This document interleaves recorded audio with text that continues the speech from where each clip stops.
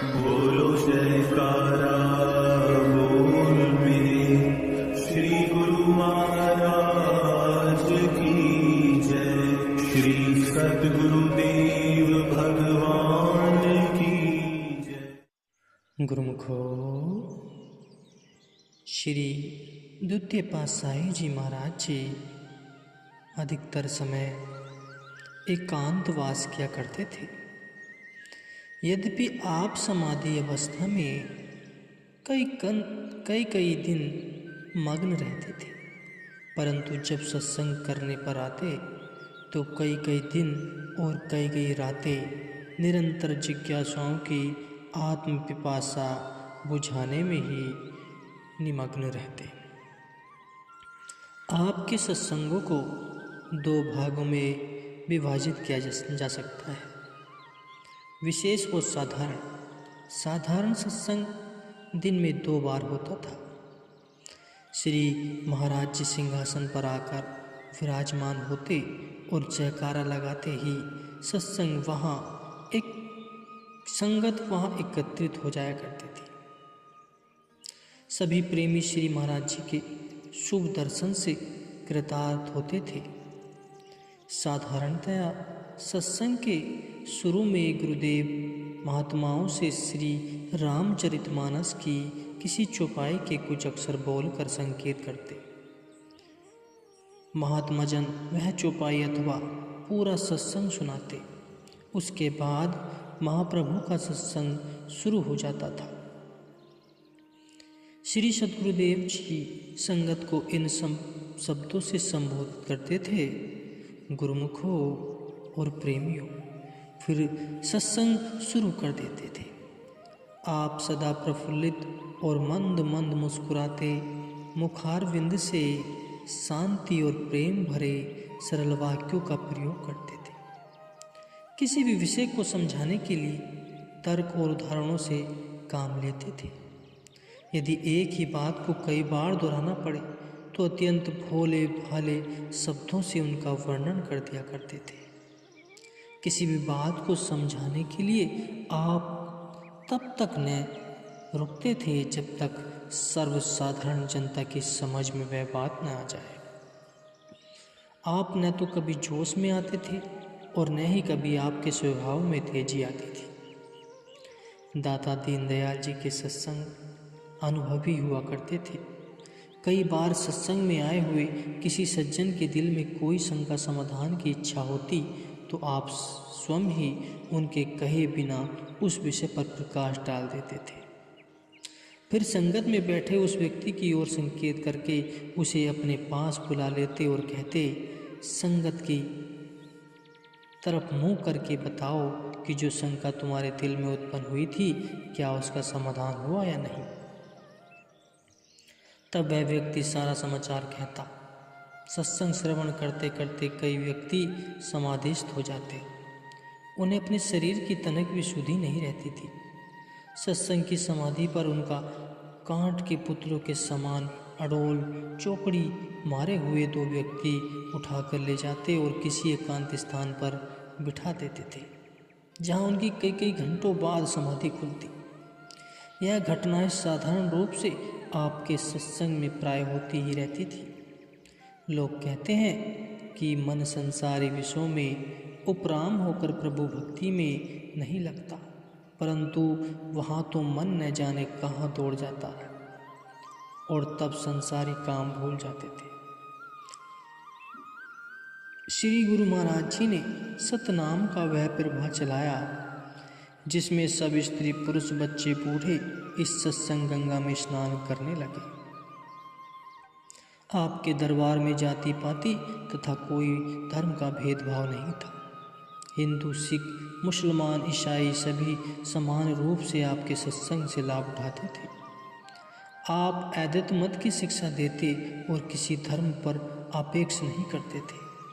सभी ऋषियों, संतों, सूफियों और ब्रह्मज्ञानियों का सम्मान करते। आप कहते थे कि वास्तव में सब महापुरुषों का मत एक ही है और एक ही मंजिल पर पहुंचना सबका उद्देश्य है। नाम और रूप चाहे कुछ भी हो, आदर्श सबका एक ही अद्वैत है।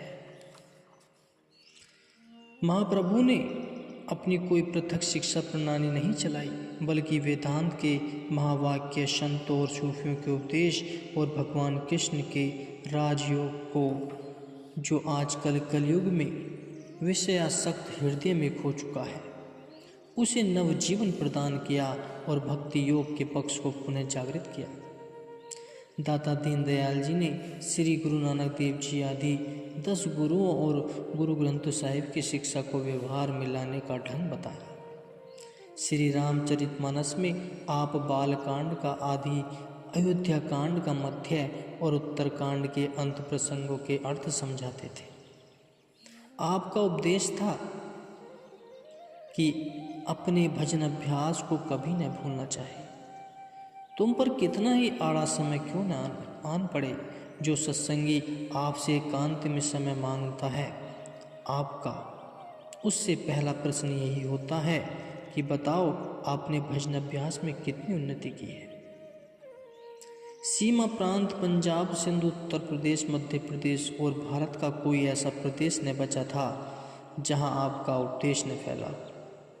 महाप्रभु का सत्संग सुनते ही बड़े बड़े विद्वान, मौलवी और पंडित उनके विश्वास पात्र हो जाते और आपके वचनों को अपने हृदय की गहराइयों में स्थान देते। आपसे अनेक शेखों और सैयदों ने उपदेश लिया और सनातन धर्म तथा आर्य समाज के अनुयायी आपसे अद्वैत ब्रह्म का उपदेश लेकर कृतकृत हो गए। धनवान निर्धन से निर्धन व्यक्ति को आपके दरबार में एक ऐसा ही रुतबा प्राप्त हुआ था। श्री महाराज जी ने पूर्ण संत सतगुरु के रूप में अपने आप को प्रकट किया। जो कि व्यक्ति जिस भावना से आपके निकट आया, उसे उसी भाव से कृतार्थ किया। संसारी जीव जो संसार के चक्र में फंसकर मुक्ति का कोई मार्ग न देखते थे, उन्हें गृहस्थ के बंधनों से छुड़ाकर अपनी शरण में लिया, ताकि वे खान पान की चिंताओं से मुक्त होकर प्रभु भक्ति में लीन हों। वैराग्यवान पुरुषों को आपने संन्यास भेज दिया और कर्मयुक्त पुरुषों को पुरुषार्थ के कार्यों में ऐसा लगाया कि उन्हें कर्म से रात दिन छुट्टी ही नहीं हो और वे कर्म करते हुए अकर्म होने का फल प्राप्त करें। ज्ञानियों को ज्ञान का उपदेश देकर आपने कृतार्थ किया और उन्हें अध्यात्मवाद के वे गहरे रहस्य बताए कि कोई बड़ा दार्शनिक भी उन्हें वर्णन न कर सके। साधकों को साधना के वे ढंग बताए जो किसी आध्यात्मिक ग्रंथ में भी न मिलते हों। सिद्धियों की अभिलाषाओं को चमत्कार दिखाकर भी आप असंग रहे। दाता दीनदयाल जी कहा करते थे कि हम तो जलते दीपक का सम्मान करते हैं, चाहे दीपक मिट्टी का हो या सोने का। प्रकाश देता हुआ मिट्टी का दीपक बुझे हुए सोने के दीपक से 1000 गुना अच्छा है। हमें तो प्रकाश से काम है, मिट्टी और सोने से नहीं। साधारण सत्संग की समाप्ति पर श्री महाराज जी कहा करते कि जिस व्यक्ति ने एकांत में समय लेना हो, वह अमुक स्थान पर बैठ जाए। जब खास सत्संग शुरू होता, गुरुदेव एक एक प्रेमी को अपने पास बुलाकर उससे पूछते, कहो कहो क्या कहना चाहते हो। उस समय प्रेमी विशेष रूप से अपने भजन अभ्यास के ही संबंध में पूछते और गुरुदेव उनको अपने अमृत उपदेश से लाभ पहुंचाते। इस प्रकार सभी प्रेमियों के संशय निवारण किया जाते। आप लंबे तर्क वितर्क में नहीं पड़ते थे, सूक्ष्म वेदांत की बात को काट दिया करते। श्री महाराज जी कहते हैं कि वाचक ज्ञान की बात मत करो, तुम यह बताओ कि तुमने क्या देखा या अनुभव किया है। कहीं सुनी बातों की अपेक्षा अपने अनुभव में आई हुई बात ही वास्तव में ठीक हुआ करती है। महाप्रभु का वैराग्य अद्भुत था। एक बार आप जिला लायकपुर में किसी स्थान पर जा रहे थे। लगभग 30 महात्मा जन आपके साथ थे। रेलवे स्टेशन सलारवाला के पास रास्ते में जंगल था।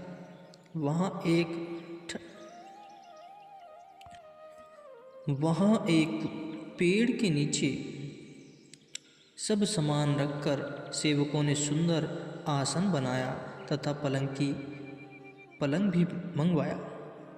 आप लघु शंका के बहाने पास ही झाड़ियों में जाकर छुप गए। कुछ दूरी पर एक वृक्ष के नीचे एक छोटी सी तथा पुरानी 4 दीवारी बनी हुई थी और वहाँ न जाने कब के सूखे पत्ते और तिनके गिरे हुए थे, जिनका मानो फर्श था। बस सुंदर वस्त्र पहनाए महाप्रभु सूखे तिनकों और पत्तों के ऊपर लेट गए और बाजू सिरहाने रख लिए। इधर महात्मा जनों ने व्याकुल होकर आपको ढूंढना शुरू किया। वे बड़ी मुश्किल से आपको ढूंढ पाए।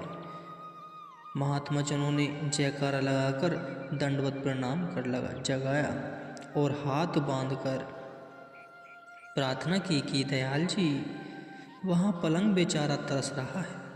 आपने उत्तर दिया, भाई मैं यही अच्छा हूँ, फकीर को तंग न करो, जाओ तुम पलंग संभालो, मुझे उसकी ज़रूरत नहीं है।